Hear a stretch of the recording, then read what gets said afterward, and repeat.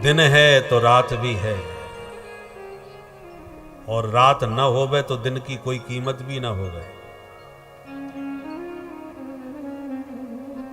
हर युग में है, बस कहीं अब जैसे सतयुग में भी थे, त्रेता में भी थे, द्वापर में भी थे, आतंकवादी तो उस समय भी थे ना। बस ये है कि उस समय संख्या थोड़ी कम थी, आजकल कुछ ज्यादा हो गई। पहले दुर्जन अलग दिखाई पड़ते थे कि ये दुर्जन है, ये दुष्ट है, परंतु आजकल दुष्ट को दुष्ट समझना बड़ा मुश्किल है।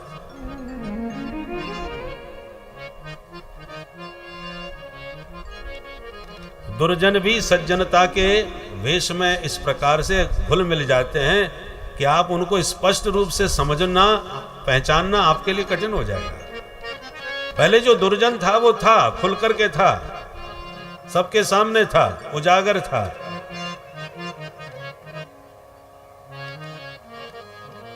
दुर्योधन खुल के कहता था, जानामि धर्मम नच में प्रवृत्ति, पर जानाम्य धर्मम नच में निवृत्ति। मैं धर्म को जानता हूं कि क्या करना चाहिए, परंतु क्या करें, धर्म में मेरी रुचि नहीं है, मुझे आनंद नहीं आता उसमें। और जानामि अधर्मम, मैं अधर्म को भी जानता हूं कि यह गलत है, पर नच में निवृत्ति, फिर भी मैं उससे अलग नहीं हो पाता। जो जैसा होता था खुल करके सामने था, पर्दे में नहीं था। आज के व्यक्ति को पहचानना बड़ा मुश्किल होता है। पर्दे के भीतर उसका कुछ और रूप होता है, प्रकट रूप कुछ और होता है, और कितने पर्दे होते हैं ये भी बड़ा कठिन होता है पहचानना। भाषा सज्जनता की बोलेगा, सज्जनता का वेश बनाएगा, भीतर उसका कितना बड़ा राक्षस बैठा है कोई पता नहीं। इसलिए कलयुग के लोग बहुत कलुषित हैं, संख्या थोड़ी ज्यादा हो गई है। बाकी ऐसा नहीं है कि कलयुग में ही थे, दुर्जन तो अन्य युगों में भी थे। पर ये द्वंद्व की दुनिया है, इसलिए उनकी भी जरूरत है। पर बने सब एक ही मटेरियल से है। उसी मिट्टी से मटका भी बना, सकोरा बना, घड़ा बना, कुल्हड़ बना, दीपक बना, सुराही बनी, और उसी से चिलम भी बनी। और सुराही का काम है पानी को शीतल करना और पिलाने वाले का हृदय शीतल कर देना, और चिलम का काम है खुद जलना और पीने वाले को भी जलाते रहना। भीतर से फूंक डालती है, बनी उसी मिट्टी की है, मटेरियल तो वही है। ऐसे ही परमात्मा ही ये विविध रूपों में प्रकट भय हैं। हरिरेव जगत जगदेव हरि। भगवान की माया है जो विपरीत ज्ञान करा के संसार में हमें भटकाती है। माया का अर्थ क्या होता है? मां माने नहीं, या माने जो, जैसा दिख रहा है वैसा जो न हो उसी का नाम माया है। जैसे जादूगर होता है ना, क्या करता है? जादूगर का काम है जो वस्तु तुम्हारे सामने रखी है उसे गायब कर देगा, और जो असंभव है उसे तुम्हारे सामने प्रकट करके दिखा देगा। उसी का नाम जादूगर है। जेब से रुमाल निकालेगा और फटकार करके उसका कबूतर बना देगा। अब रुमाल कभी कबूतर बन सकता है? असंभव। पर आपके सामने वो बना के दिखाता है। और किसी का सिर काट के अलग दिखा देगा और फिर जोड़ करके उसे जिंदा करके खड़ा कर देगा। ये भी असंभव है, पर आप देखते हैं तो सब दिखाई पड़ता है कि बिल्कुल सही किया इसने। असत्य को दिखाना और सत्य को छुपाना, ये जादूगर का काम है। अपने हाथों से कई रुपया प्रकट कर देता है, रुपया बरसात देता है, और बाद में ही वही पल्लू फैला करके रुपया मांगने लग जाता है। तो जो आपको दिखाया जा रहा है वो सब मिथ्या, सब झूठा, परंतु आपको दिखता है सत्य। जो झूठा है वो आपको सत्य दिखाई पड़ता है, और सत्य को वो पर्दे में छुपा के रखता है। सच्चाई कुछ और है, पर उसकी वास्तविक सच्चाई को केवल उसका जमूड़ा जानता है। जमूड़ा समझ गए? जादूगर का चेला, हाँ जमूड़े, बोले हाँ सरकार। सेवक जो होता है वो सेवा करते करते जादूगर के साथ रहते रहते उसके सारे खेल का रहस्य जान जाता है। केवल सच्चाई को वही जानता है, बाकी तो सब धोखा खाते हैं। भगवान उसी प्रकार से जादूगर हैं और जो दुनिया आप देख रहे हैं सब जादू का खेल है। अब जब तक आप उस जादूगर के जमूड़े नहीं बनोगे तब तक ये दुनिया का खेल समझ में आने वाला नहीं। आप अपनी बुद्धि से चाहे जितना दिमाग लगा लो, ये दुनियादारी समझ में आने वाली नहीं है। इसी का नाम माया है। भगवान गीता में स्वयं कहते हैं, देवी हे सा गुणमयी मम माया दुरत्यया। अर्जुन, मेरी माया बहुत त्रिगुणात्मिका और दुर्जयी, माने इसको कोई जीत नहीं सकता, इसको कोई समझ नहीं सकता। मम माया दुरत्यया, ये दुरत्यय है, किसी की समझ में नहीं आएगी, इसलिए माया सबको नचाती है। अर्जुन ने कहा तो फिर हम कैसे बचे महाराज, ये तो हमको भी नचाएगी। भगवान बोले उपाय बचने का मैं बताऊंगा। क्या है? मामेव ये प्रपद्यन्ते माया में ताम तरन्ति ते। जो जीव मेरे प्रपन्न हो जाते हैं, माने मुझ मायापति के दास बन जाते हैं, वो माया से बड़े आराम से मुक्त हो जाते हैं। माया उनका फिर कुछ नहीं बिगाड़ती, क्योंकि मम माया, ये माया मेरी है तो बल तो मैंने ही इसको दिया है ना, मेरा ही तो बल है इसमें। जैसे कोई कुत्ता पाले, खिला पिला करके शेर जैसा बनावे, तो मालिक का ही बल है उस कुत्ते में, वफादार है। अब कोई घर में घुसे तो महाराज चीर के रख देगा, परंतु घुसने वाला यदि आवाज लगाए सेठ जी, और कुत्ता भौंक के पड़ा, और सेठ जी ने आवाज पहचान ली, बोले हाँ हाँ चले आओ, और उसने तुरंत कुत्ते को डांट दिया मालिक ने, ए मोती कम हियर। जहां उसने आवाज लगा करके कुत्ते को डांटा, कुत्ता एक आवाज में समझ गया कि कोई मालिक का मित्र है। वो एक बार सूंघेगा, देखेगा, उसके बाद पूरे घर में घूमते रहिए, कुत्ता आपसे कुछ नहीं बोलेगा, क्योंकि वो समझ गया कि मालिक ने बुलाया है। और जबरदस्ती करी तो चीर के रख देगा। यही माया का स्वभाव है, सबको नचाती है। पर जब भगवान इशारा कर देते हैं, ए देवी जी इसे हाथ मत लगाना, ये मेरा दास बन गया, मेरा भक्त बन गया, एक बार प्रभु ने इशारा कर दिया, माया तुरंत उसके हाथ जोड़ के उससे अलग हो जाती है। माया को सब कोई भजे, पर माधव भजे न कोई, और जो कदापि माधव भजे तो माया चेरी हो। माया उसकी दासी बन जाती है, हाथ जोड़ लेती है। इसलिए माया से भिड़ने की कोशिश मत करो। माया से बचने का एकमात्र उपाय है कि भगवान से कह दो शरणम प्रपद्ये, प्रभु हम तो आपकी शरण में हैं। बस भगवान माया को इशारा कर देंगे, माया तुरंत आपसे दूर भाग जाएगी। इसलिए आइए मिलके मस्ती से मायापति को याद करें। अरे सब जग को रही नचाए, ओ नचाए, हरि माया जादूगरनी। सब जग को रही नचाए, ओ नचाए, हरि माया जादूगरनी। सब जग को रही नचाए, ओ नचाए, हरि माया जादूगरनी। सब जग को रही नचाए, ओ नचाए, हरि माया जादूगरनी। प्रभु माया जादूगरनी, हरि माया जादूगरनी। प्रभु माया जादूगरनी, हरि माया जादूगरनी। अति अद्भुत जय हो। अति अद्भुत खेल रचाए, हो रचाए, हरि माया जादूगरनी। अति अद्भुत खेल रचाए, ओ रचाए, हरि माया जादूगरनी।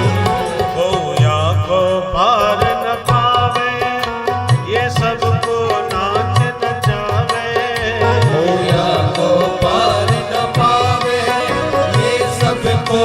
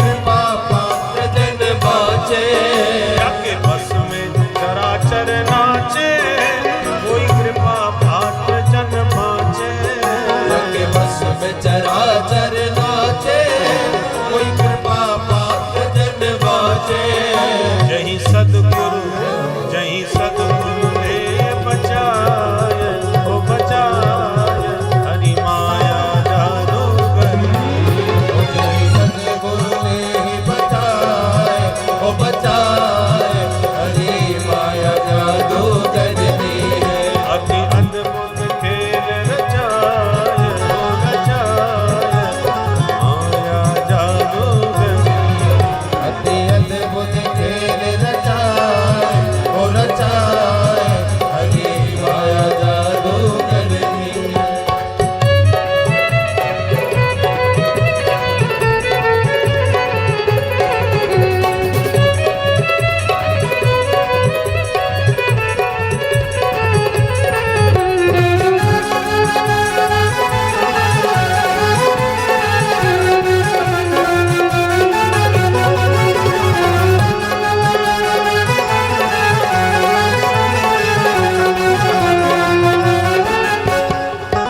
जो राम नाम नित बोले सोया सो निर्भय डोले राम नाम नित बोले सोया सो निर्भय डोले जो राम नाम नित बोले सोया सो निर्भय डोले जो राम नाम नित बोले सोया सो निर्भय डोले दई गुरुवर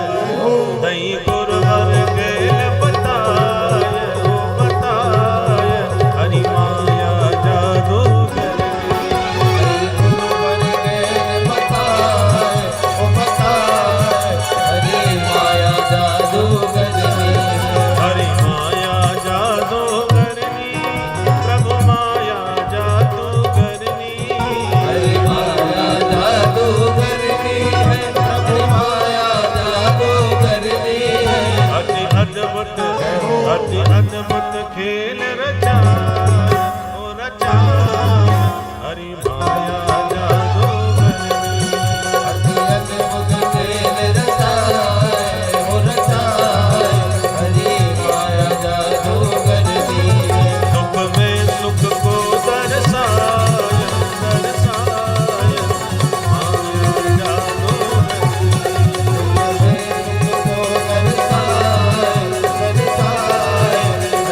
माया जादूगरनी प्रभु माया जादूगरनी हरि माया जादूगरनी बोल मायापति भगवान की तो मायापति की कृपा से ही प्रभु की माया से जीव बच सकता है, दूसरा कोई उपाय नहीं। बहुत सुंदर चतुश्लोकी का उपदेश दिया। भागवत के 10 लक्षण बतलाए।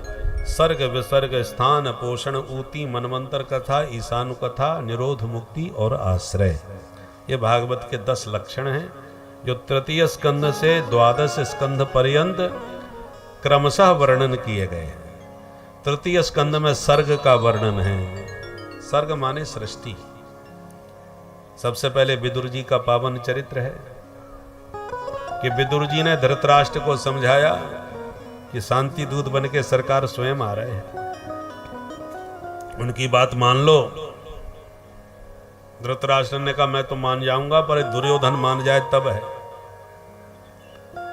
विदुर जी ने कहा महाराज पुत्र के मोह में राष्ट्र को संकट में मत डालो, इसको निकालना पड़े तो इसी को निकाल दो, हटाओ। दुर्योधन ने सुन लिया तो आग बबूला हो गया।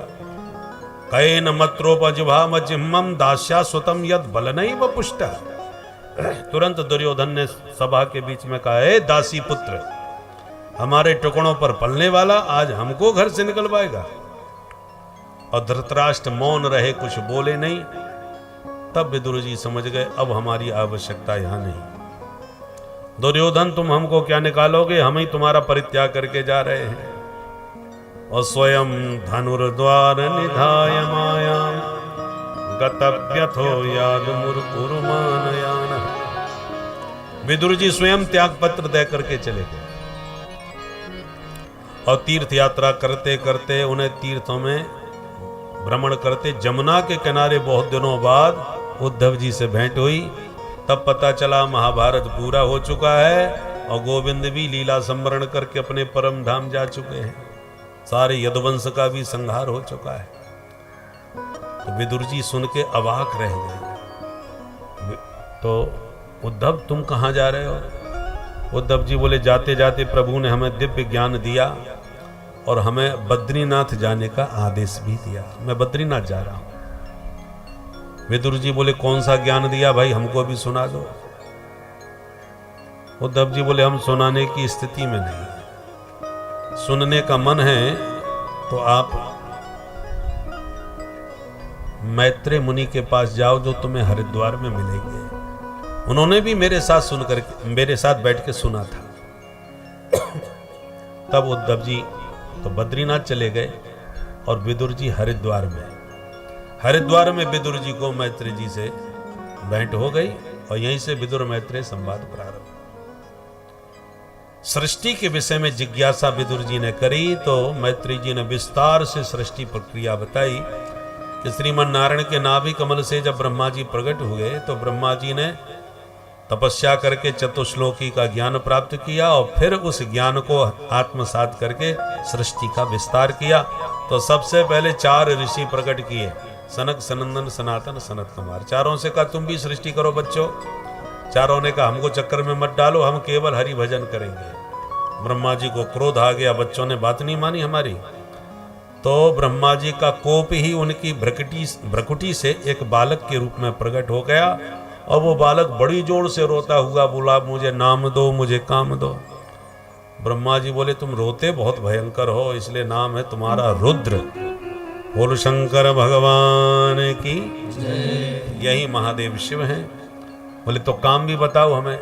बोले काम तो इस समय सृष्टि के विस्तार का है, तुम करोगे? बोले हाँ करेंगे। तो करके दिखाओ जरा नमूना।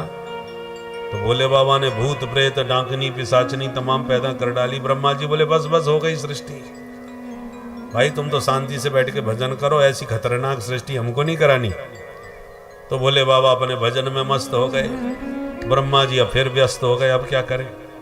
पहले बच्चों ने टोटल मना कर दिया कुछ नहीं करेंगे, दूसरे ने किया तो ये उठ पटंग कर दिया, अब क्या करें? तो अब की बार ब्रह्मा जी ने संकल्प से 10 ऋषियों को प्रकट किया। मरीचि, अत्रि, अंगिरा, पुलस्त, पुलह, क्रतु, भृगु, वशिष्ठ, दक्ष और देवर्षि नारद। ये 10 ऋषि प्रकट हो गए। वाणी से भगवती सरस्वती को प्रकट किया, छाया से कर्दम ऋषि को प्रकट किया और अंत में ब्रह्मा जी ने अपने बाम अंग से स्त्री और दाहिने अंग से पुरुष को जन्म दिया। उनका नाम पड़ा मनु शतरूपा। ब्रह्मा जी बोले अब तुम दोनों मिलके मैथुन सृष्टि का विस्तार करो। तो स्त्री पुरुष के संयोग से जो सृष्टि का शुभारंभ हुआ वो मनु शतरूपा से हुआ। इसलिए हम सब मनु की संतान हैं और इसलिए लोग हम अपने आप को मानव कहते हैं। मानव कहो या मनुष्य कहो या मनुज कहो, क्योंकि हम सब मनु की संतान हैं। अब जो मनु महाराज को गाली देते हैं वो अपने पूर्वजों को ही गाली दे रहे हैं, क्योंकि सब मनु की संतान है। यदि आप अपने को मनुवादी नहीं मानते तो आप मानव कहलाने के भी अधिकारी नहीं है। मानव यदि आपसे कहेंगे तो आप मनुवादी हो जाएंगे। तो प्रश्न उठता है कि यदि आपको मानव न कहा जाए, क्योंकि मनुवादी आप नहीं मानते अपने आप को, तो आपसे कहा क्या जाए? मनुष्य तो आप रहे नहीं। तो आप दानव कहें कि राक्षस कहें कि दैत्य कहें कि आप अपने आप को क्या मानेंगे यदि मनुष्य नहीं मानेंगे तो? और मनुष्य मानेंगे तो आप मनुवादी हो जाएंगे। इसलिए महामूर्खता है जो अज्ञानवश मनु महाराज को गाली देते हैं। सृष्टि के आदि का संविधान है जिसे मनुस्मृति कहते हैं। सभी मनुष्य मात्र का संविधान है। देश को स्वतंत्र हो गया अभी 100 साल भी नहीं हो गए। जिन्होंने ये बनाया संविधान देश का, सैकड़ों संशोधन हो गए। जब 100 साल में संविधान में इतने संशोधन हुए तो जो सृष्टि के आदि का संविधान है उसको कितना समय हो गया? और उस हजारों साल में यदि उसकी कोई बात आपके बुद्धि में नहीं समझ में आ रही, तो क्या संविधान के निर्माता मनु जी को हम गाली देने लगेंगे? ये कहां का विवेक है? इसलिए देश काल स्थिति के अनुसार समझ में जो बात ना आवे तो उसको हटाओ। गुणग्राही बनो भाई। शरीर में बहुत दिव्य गुण हैं। शरीर माध्यम खलु धर्म साधनम, साधे सत्कर्म मोक्ष का मार्ग इस शरीर के साधनों से ही आप संपन्न कर सकते हो। गुण देखो तो इसमें गुणों का भंडार है। मनुष्य शरीर से आप क्या नहीं कर सकते। परंतु यदि दोष दृष्टि से इसी शरीर को देखने लगो तो मलमूत्र का भांड है, गंदगी के अलावा कुछ नहीं है। चश्मा आपने क्या लगाया है? जड़ चेतन गुण दोषमय विश्व कीन करतार। गुण और दोष से सब भरा हुआ है। तो जो किसी में बढ़िया गुण नजर आवे उसे आदर पूर्वक ग्रहण करना चाहिए। कोई दोष तुम्हें दिखाई पड़ रहा है, भले ही वो दोष नहीं है, पर तुम्हें दोष जैसा लगता है तो उसको तुम अनदेखा करो, हटाओ। इस शरीर पे दृष्टि डालो, मल पर ही दृष्टि क्यों है? विशेषताएं तो भी तो हैं इस शरीर में। तो ये सब मनु की संतान है हम, इसलिए मानव है।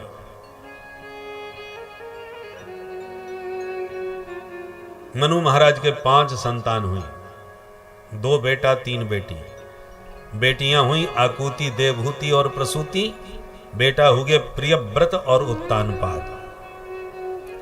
एक दिन मनु महाराज ने निवेदन किया, महाराज एक समस्या आ गई। क्या? बोले एक दैत्य पृथ्वी का ही हरण करके ले गया, हिरण्याक्ष।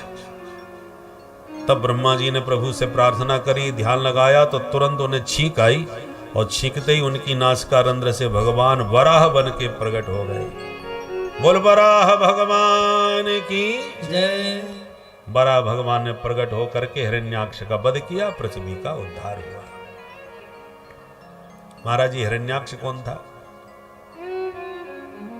मैत्रेय जी कहते, विदुर जी, कश्यप जी सूर्यास्त के समय संध्या वंदन कर रहे थे। उनकी पत्नी दिति ने उनसे रति याचना करी तो कश्यप जी ने समझाया, देवी ऐसा घोर तमा बेला घोराणाम घोर दर्शना। ये शाम का वक्त हो रहा है। शाम के वक्त भगवान का भजन करना चाहिए, ध्यान करना चाहिए, संध्या करना चाहिए। जो स्त्री शाम के वक्त सहवास करके गर्भिणी होती है उसके दुष्ट संतान पैदा होती है। पर दिति को कुछ समझ में नहीं आया तो पत्नी का मनोरथ पूर्ण किया। कामत ज्वर जब शांत हो गया दिति का, तब पश्चाताप हुआ।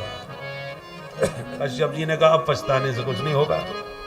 तो इसका परिणाम क्या होगा?